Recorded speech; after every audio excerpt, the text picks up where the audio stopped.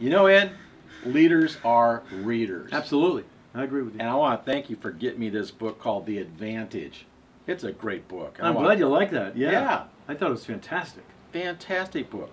You know, and I think it's important that leaders are reading all the time. Absolutely. You know, it's really good. I try to read at least one book a month myself. That's good. Yeah. Me too.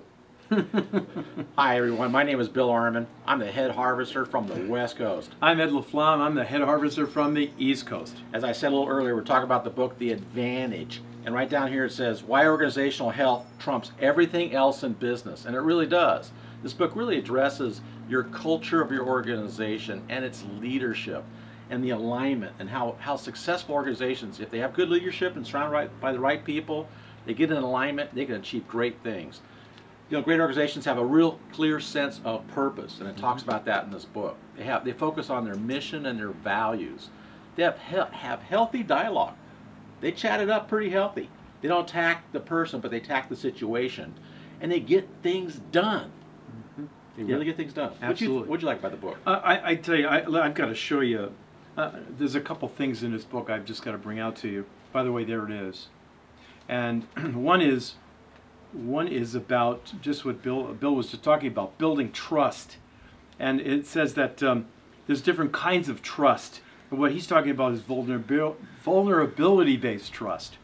And he's saying to be comfortable when they have that, then people need to be comfortable with each other, even to say when they screw up or they need help.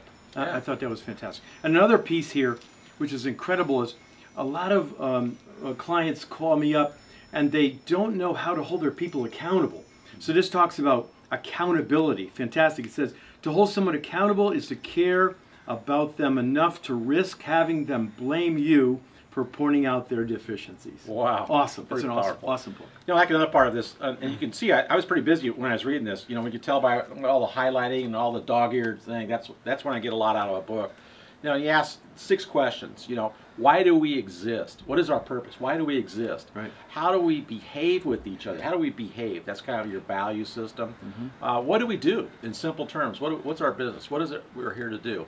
How will we succeed? How will we succeed? And what is important right now? Right now, what's the most important thing? We talked about the other book, the one thing, right? What's Right. the one thing you need to do right now? Right. And what must we do right now? So who must do what would be the next one. Yeah, that's Those key. are 6 That's questions. key. Well, there's 4 steps, you know, that you really need to have organizational health, and I'll be very quick and bullet these, okay?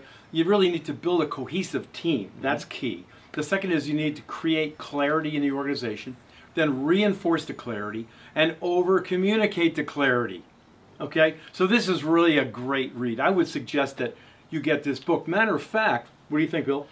Huh? I think that you had a pretty good idea this morning. Yeah. What was that? Tell you what, for the first 3 people that email me, that's ed@harvestlandscapeconsulting.com. That's ed@harvestlandscapeconsulting.com. First 3 people, we'll send you a free copy of this book. How's that? Huh? Smoke. That's pretty cool. a test to see if you're watching our video today. Now, another thing I suggest, read it together as a team. I would put this as a team effort. Read together as a team and see how healthy you are and start getting more healthy now. Yep. This is Bill Arman, head harvester from the West Coast. And Ed LaFlamme, head harvester from the East Coast, and saying that leaders are readers.